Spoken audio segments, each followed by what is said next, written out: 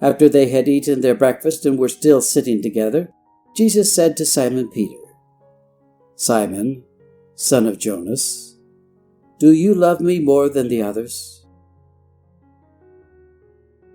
"Why, Master," answered Peter, "you know that I am your friend."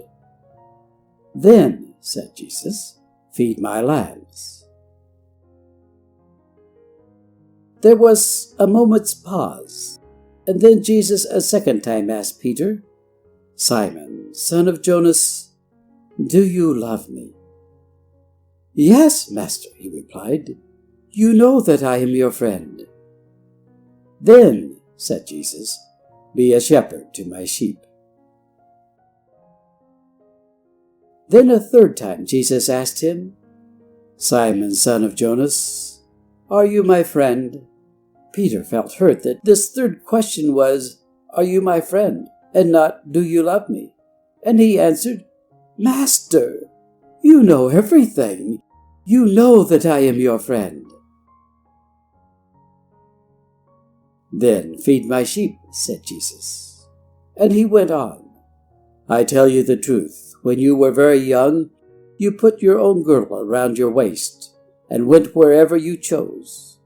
But when you grow old, you will stretch out your hands for someone else to put a girdle around you, and you will be taken where you do not wish to go." Then Jesus added, "Follow me." As Peter on the night of his master's trial had 3 times denied that he knew Jesus or was his disciple, so now Jesus wished him to say 3 times before them all that he was his friend. And when he had spoken this 3 times, the Lord said to him, as he had said long before by the Sea of Galilee, "Follow me." Thus Simon Peter was again given his old place among the disciples of Jesus.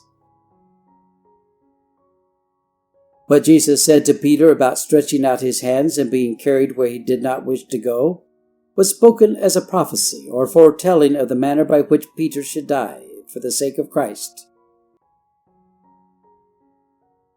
Nearly 40 years after that time, when Peter was an old man, he was put to death at Rome by being crucified as Jesus had been. It was said that when he was about to be fastened upon the cross, he said to the soldiers that one who had denied his master as he had was not worthy of dying in the same manner as Jesus had died. And he begged them to set up his cross with his head downward toward the ground, and thus Peter died. But to go back to that breakfast by the Sea of Galilee, after those words had been spoken by Jesus to Peter, he looked at John, who was standing near. Peter and John, though very different in their natures, loved each other greatly. In the story of Jesus and his disciples, and in the days that came after, we find that almost always Peter and John were together. Seeing John, Peter said to Jesus, "Master, you have told me about myself. Now tell me what this man shall do." But Jesus said, "If I choose that he shall wait until I come back to earth, what has that to do with you? But you follow me, as I said." John, the disciple whom Jesus loved, lived a long time after that day.